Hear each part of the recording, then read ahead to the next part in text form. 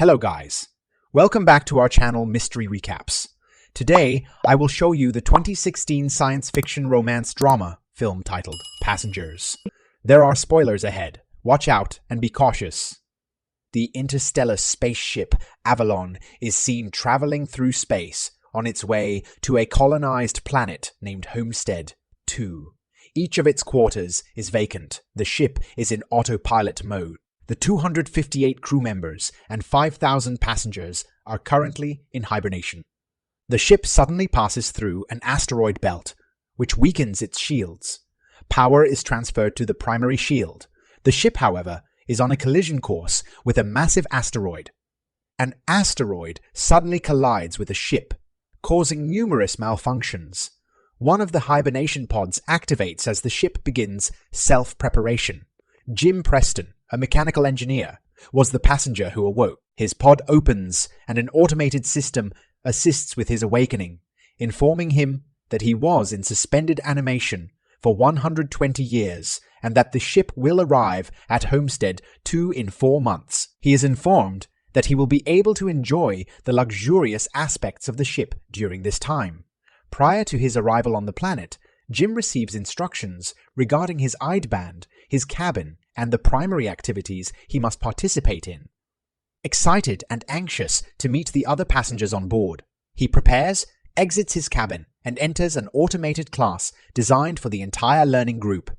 Jim appears anxious as the hologram describes the state of the world as overpopulated, overpriced, and overrated. It instructs him to save his questions until the end of the lesson, but Jim cannot stop asking why he is the only one present. He realizes that the hologram cannot respond and searches for other individuals. He reaches the ship's main concourse.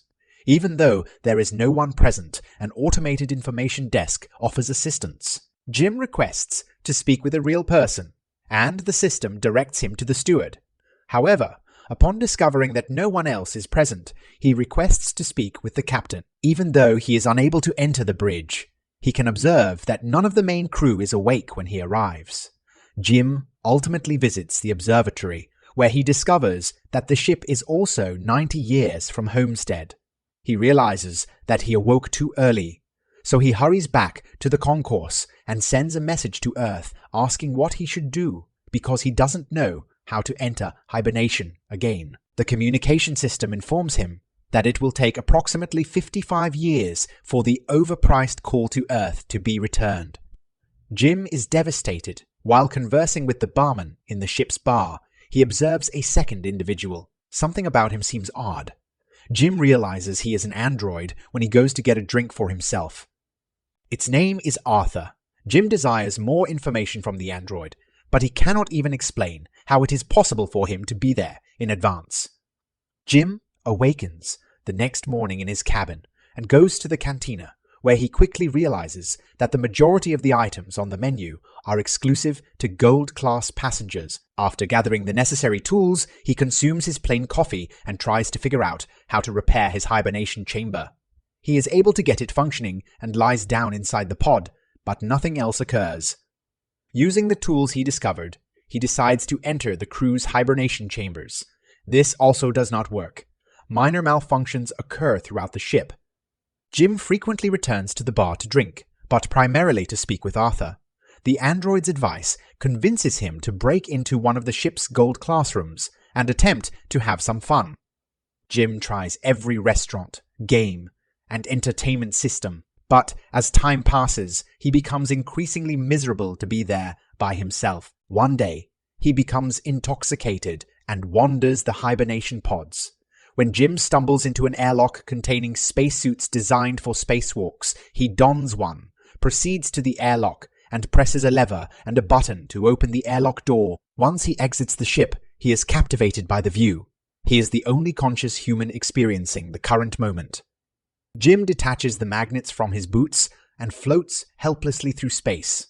He returns inside, removes the suit, and then returns to the airlock without it. He pulls the lever with the intent to end everything, but changes his mind at the last second. Back inside, he trips on a bottle while running. Jim stands up and is instantly drawn to a woman named Aurora in one of the pods. Infatuated with her, He searches for her files in the directory and listens to her passenger interview. Later, he is observed sitting next to her pod in the bar, still listening to her interviews. He is reading some of her work and discussing her writing with Arthur. His obsession with the irony of his situation grows, to seek a better life on another planet. Waking up early, but not making it, and discovering his ideal woman only to find that she is out of reach. Jim keeps thinking about her and begins to consider waking her up as well. He discusses it with the android, but he does not comprehend the paradox. If he awakens her for his own benefit, he will leave her to die on the ship with him. Jim initially decides against it, but as time passes, he can't let it go and eventually changes his mind. He goes to her pod and manages to activate it just as she is regaining consciousness and leaving through the identical procedure as he did. He takes cover and returns to his room. And there she is, similarly bewildered as he was a year ago. Jim informs her that they are the only ones awake and then transports her to the observatory. Then he informs her that he cannot access the crew or the ship's primary commands. Aurora panics and desires to return to her pod. Jim informs her that there is no special equipment on the ship that can help them return to hibernation, effectively confirming that they are stranded. They return to the concourse, where he advises her to rest since she has just emerged from hibernation. She pities him for being forced to spend over a year alone on the ship. Jim returns to the bar, feeling remorse for his actions. He requests that Arthur not inform Aurora that he was the one who awoke her. The following day, Aurora awakens. She returns to the concourse and inquires about the hibernation pods at the automated information desk. As they leave, Jim joins her and they go to get breakfast. The information desk in the cantina is malfunctioning. Aurora observes that Jim has been consuming the same breakfast for more than a year and procures a gold-class menu for him. They discuss the possibility of repairing the pods. Unlike Jim, Aurora is unwilling to give up. She searches the infirmary and research documents before making her way to the crew's hibernation quarters and attempting to force open the doors. Later, Jim discovers additional malfunctions throughout the ship. Aurora laments her existence on Avalon. As she swims in the pool and writes John's name around the ship, she becomes increasingly aware of her situation. She goes to the cantina to interview Jim because she believes his story may be intriguing. She inquires as to why he moved to the colony. Jim initially responds with company slogans, but then elaborates that he hopes to become somebody on the new world. He could construct a life. Later, they arrive at the observatory, where Aurora finally reveals her purpose for being there. Unlike the other ship passengers, she has a round-trip ticket. Her plan was to move to Homestead, live there for a year, and then return to Earth as the first journalist ever to do so. Creating the greatest story ever written, Aurora loses hope in finding a solution to their current dilemma, and Jim finds a way to cheer her up.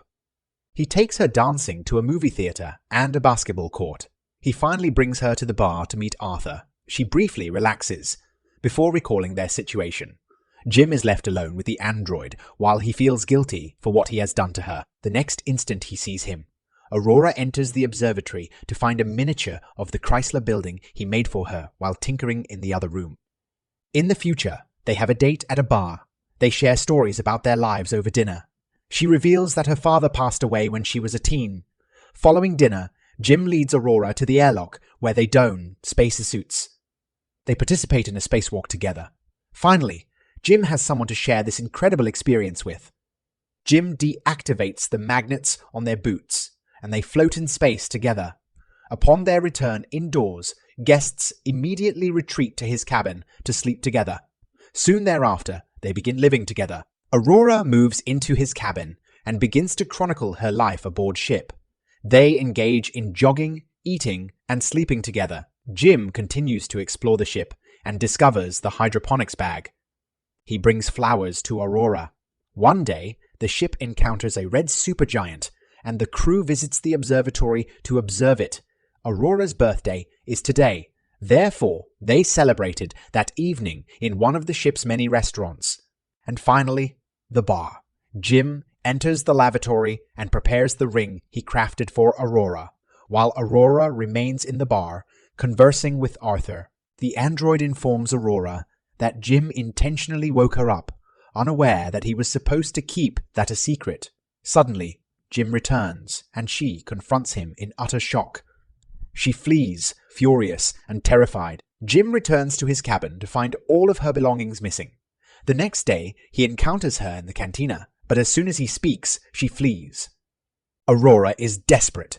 She goes to Jim's cabin one night intending to murder him, punching and kicking him. He is communicating with her over the comm because she avoids him. Jim attempts to explain and apologize for his actions. He informs her of his love for her. But Aurora doesn't care. She cannot forgive him for her death. One evening, while Jim is in his cabin, a second malfunction occurs. The ship has encountered a critical error, and the primary command has shut down. Later, he enters the lift, which malfunctions. Aurora observes Jim's tree planting in the main concourse upon entering. She then proceeds to the cantina, where the food dispenser is also broken. Suddenly, both of them hear the voice of the deck chief asking who planted the tree over the ship's communication system. Gus Mancuso is seen standing in front of Jim's tree as they both run into the concourse. They introduce themselves and explain the situation to the chief. He cannot comprehend how 3 components could fail. Mancuso transports them to the bridge, where he discovers that something is amiss with the ship. However, the information on the systems must be manually reviewed.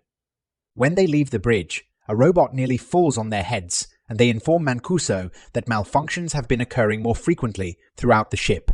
He states that this should not occur while demonstrating how to collect the data. Mancuso examines the pods. When Jim arrives, he has determined what happened to Aurora's pod. The captain of the ship finds Jim's actions to be terrible. Later, he checks the collected data on the bridge. When Aurora joins him, they discuss what happened to her pod, but he informs her that he cannot intervene. Jim enters with the 16th broken robot. Mancuso feels the onset of hibernation, so he rests. However, as he leaves, he coughs up blood. Aurora cannot sleep that night, so she goes for a swim. Suddenly, the ship loses its gravity, and she begins to drown as the water in the pool moves with her. The gravity drive is reset, and she barely survives. They both encounter one another, going in search of Mancuso. The 3 of them have returned to the bridge and are slowly learning what has been occurring with the ship. Mancuso determines that something occurred 2 years ago, destroying a major system. They must determine and repair the cause of the failure, because the entire ship is attempting to compensate. If it is not repaired, the entire ship will become stranded. They will investigate the problem. Mancuso, however, faints. Therefore, Jim and Aurora transport him to the hospital. There are no treatments that can stop his death or extend his remaining time. Later, the 3 of them meet in the observatory, where Mancuso gives Jim his ID bracelet, instructs them to repair the ship, and then perishes instantly. Suddenly, the lights turn an alarming shade of red, and the ship begins to shake. Jim informs Aurora that he requires her assistance, and the 2 run towards engineering.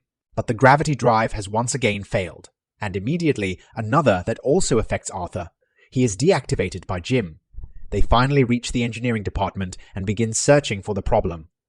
It is located in the power plant, and as the hatch is opened, Aurora is drawn in. The asteroid's impact has caused a hole in the ship's hull in this area. Jim is sucked into the hatch, but he holds on as it continues to close on him. Eventually, he is sucked in, but after resolving the problem, they seal the breach immediately. Jim realizes that there are multiple holes in the ship's hull. Following the meteor's trajectory, they discover that it struck the computer that controls the reactor. Jim believes he can locate replacement parts. They locate the component and replace it. However, the venting of the reactor continues to fail. They perform the process manually, but it fails again. Jim determines that he must open the vent door from outside the ship in order for them to call for help. They proceed to the airlock, and as he prepares to leave, he gives Aurora Mancuso a bracelet because he may not return. She assists him with his attire, and as he exits the airlock, she tells him to return because she cannot survive without him. Aurora returns to the reactor, whose temperature has reached critical levels. As Jim approaches the vent from the exterior and sees the door, a reactor bolt propels into her arm. In the reactor room, the temperature rises, as he attempts to bypass the vent door